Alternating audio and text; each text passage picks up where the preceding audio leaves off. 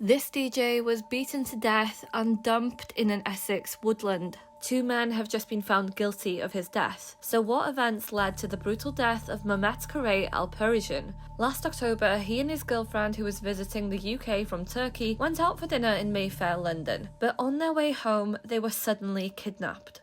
Bundled into a van, they were taken to a wine bar where his girlfriend was locked into a toilet cubicle, and what she'd experienced next was chilling. She heard her boyfriend cry out in pain while their kidnappers brutally tortured him, like pouring boiling water onto him and stabbing his feet. That was the last time she'd hear her boyfriend's voice. Her captors eventually freed her and gave her money for a taxi. She fled back to the restaurant that they'd been eating at just 48 hours before. The owner thought she was a homeless woman when she approached because of the state she was in, but she begged him not to contact the police. Mehmet's burnt body was later found in a woodland in Essex. His girlfriend flew back to Turkey and hasn't come back since.